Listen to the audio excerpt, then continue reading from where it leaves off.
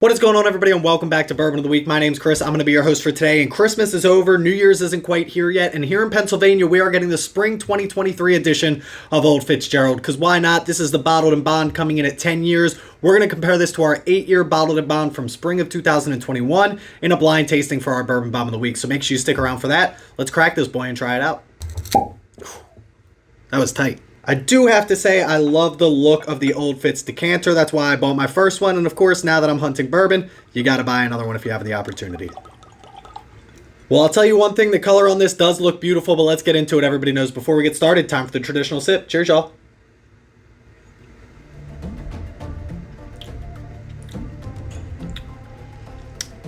I'm not quite sure yet.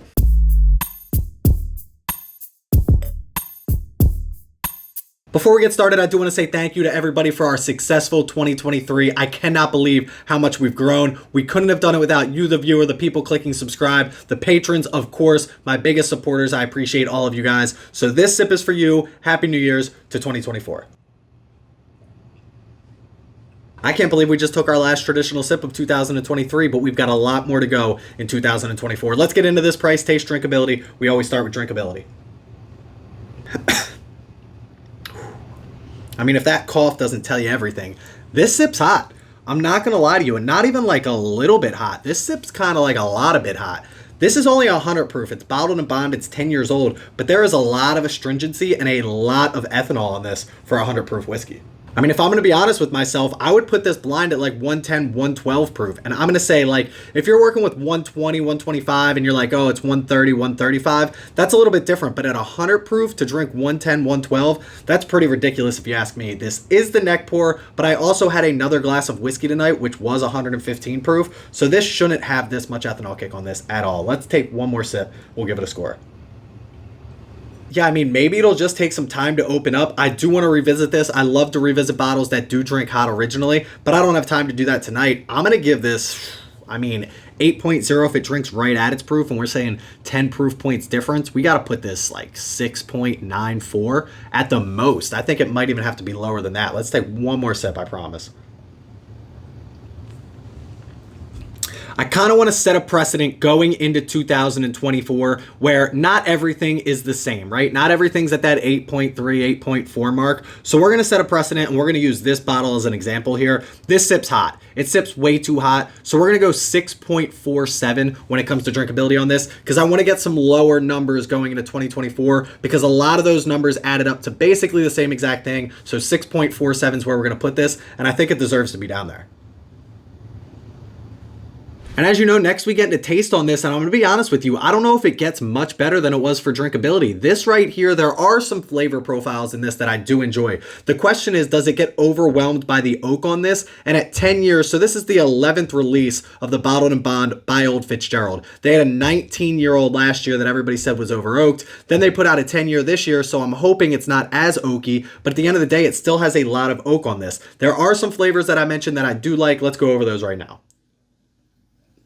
So the one note on this that I actually really do enjoy is like a burnt or a caramelized barbecue sauce. I would say brown sugar probably more than barbecue sauce. But for me, everybody has like an easy go-to dinner, and we do chicken on the grill. It's chicken thighs over chicken breasts around here. We can argue that at another time. But you just throw them on the grill, you cook them. I slather them in a little bit of barbecue sauce. You flip them over, turn the heat up to high, and it caramelizes that barbecue sauce, and I love it. You get those little burnt flakes on the end that you eat. Those are absolutely delicious, and I do get that in this glass. Now, it's not that dramatic because I don't get actual barbecue sauce, but you know what I mean about like that caramelized brown sugar note. Other than that, though, what are we really looking at here? I get chocolate on the end of this. I get that oak on the end. I get like some caramelized candied cherries or something like that. And that's about it. And those just don't go well together. I don't want barbecue sauce and cherries and brown sugar and chocolate and oak. It just doesn't seem to mesh very well. I don't like this glass too much when it comes to taste. Again, there's something in there that is enjoyable, but the rest of it is just either not blended well or it just doesn't taste good. Yeah, I mean, this is just not the way that I wanted to end 2023. This is coming out of Heaven Hill. This is a wheated mash bill. So again, you're not going to get a lot of that rye spice. There isn't a very big rye kick on this, but that ethanol kind of makes up for it at 100 proof. This coming in at 75% corn, 20% wheat, 5% malted barley, and we're going to give it like a 6.34 when it comes to taste on this. Honestly, I don't like this, and I'm not going to like it even more when it comes to the price. Let's get to that now.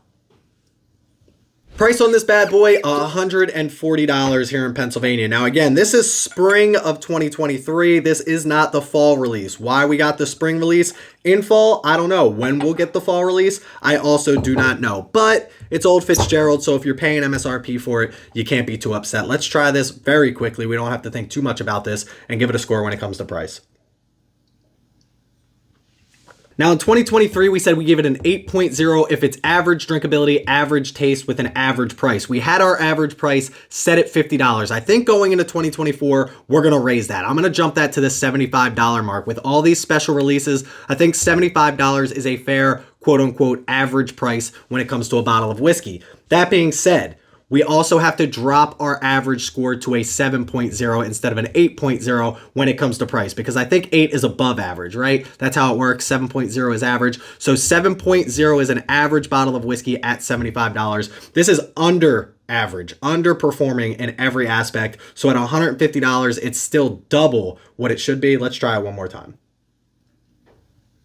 So now that we know all of our criteria, we obviously have to put this under a 7 because it's under average when it comes to drinkability, it's under average when it comes to taste, and it's definitely over average when it comes to price. So I'm going to say we might have to even go 5s for this when it comes to price. But we also have to take into consideration the fact that it is Old Fitzgerald, it is their bottled and bond, it is their twice a year release. So people are going to hunt this bottle whether I say it's good or not. Let's think about this. I'm going to say like a 5.42 when it comes to price on this. We're being very, very hard on this bottle because, again, this is going to set the standard going into 2024. But listen, while I had these scores up, let's go over to our Bourbon Bomb of the Week and compare this to the 2021 spring release 8-year-old bottled and bond from Old Fitzgerald. Cheers, y'all.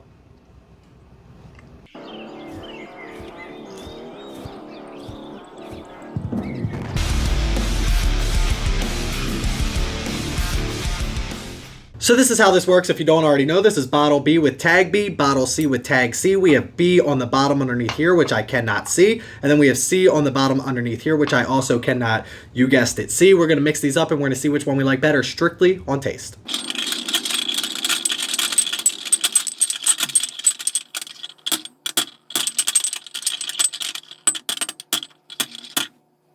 There we go. If I'm going to be honest with you, I think we can already pick out which one this is, but there's only one way to find out. Cheers, y'all. Okay, I don't hate this one quite yet, but let's try the other one. Salud. This is the one bad thing about blinds. Now, I've been drinking this bottle tonight, so I'm familiar with the flavor profile that's going to go along with this bottle. That being said, I haven't drank this bottle in a very long time because I love this bottle. I don't want to get rid of this bottle. I only have a little bit of this bottle left. That being said, these two do not compare on any level, if you ask me, especially when it comes to $140 for a bottle of this. I got to just tell you, this one over here isn't good. You know, I forget what I even thought about the Spring 2021 edition. I don't think I even loved this one that much, but I will say that compared to this other one over here, if this is the Spring 2021 edition, it is definitely better than this. The question is it the Spring 2021 edition or was the Spring 2021 edition just that much worse? See, this glass is what I enjoy about a wheated bourbon. You get those like ripe red fruits on this. You get like, I don't know if it's raspberries or cherries, but some ripe red fruit. And then you get a little bit of the oak on this. I think the 8 year is doing so much better than the 10 year when it comes to that oakiness. I think the 19 year was probably way over oaked. Like everybody hates too much oak. But at the end of the day, it seems like 8 year bottled and bond is where you want to be. Now, this is obviously one distillery and one distilling season and one distilling location. And that's going to limit them on how much they can change these up each year because they are bottling these in one season. But at the end of the day, I mean, you can't have that many bad barrels that you're pouring into this. Yeah, I mean, tastes much closer to that 100 proof. I will still say that this seems a little bit hot for 100 proof. The two of these next to each other, it's like neither of these deserve to be at 100 proof. I would give both of these terrible scores when it comes to drinkability. This is kind of 0 for 2, though, when it comes to the actual Old Fitzgerald. I'm not impressed by either one of these. This one's definitely better than this one over here, but at the end of the day, I'm not saying to myself, damn, I really need to go out and find another bottle of that Old Fitz that was sitting on the shelf from 2021, because this isn't doing it for me either. Is this company just living off the idea that, oh, this used to be owned by Pappy Van Winkle? Is that what they're doing? Or are they just putting it in a fancy bottle so that everybody will buy it? I will admit, The bottles are beautiful. I keep them on my shelf because of that. But the whiskey so far, 0 for 2 at the Bourbon of the Week house.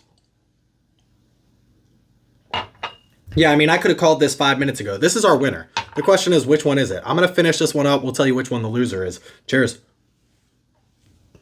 I gotta say, I love drinking 100 proof whiskey instead of 122 to 126 proof whiskey. We just did this with Booker's, bought 4 of them, and we had to try all 4, and that was a rough morning. The next one. Let's find out what this is. This is B, which is, of course, this bottle over here. It's just not good, which means this one's C, and again, I'll be honest with you. Also not great. But here's the deal. I know a lot of people out there that watch these videos have both of these bottles. Compare them to each other. Let me know what you think in the comment section below, which one's better. But in the meantime, that's where I'm going to leave you on this. This bottle is not good, and this bottle isn't great either. Speaking of not good, this bottle came in at a 6.06, which I got to be honest with you, I think that's still a little bit high. I think we still need to work on our scale a little bit here on Bourbon of the Week going into 2024, but a 6.06 is definitely not where you want to be on the Bourbon of the Week scale. That being said, I want to thank everybody again for an amazing 2023. We'll catch you guys in 2024, and I promise you we're not stopping here on Bourbon of the Week. So if you want to be a part of it, click that like and subscribe button here on YouTube. Check us out on Instagram at Bourbon of the Week. TikTok if you want. I don't really press you on that too much. Make sure you check out the Discord. That's where we chat 24/7. That link in the description below. And the Patreon, if you want to support financially, is always an option. We'll see you guys in 2024. Stay healthy, stay happy, stay not buying Old Fitzgerald. We're 0 for 2. Cheers, y'all.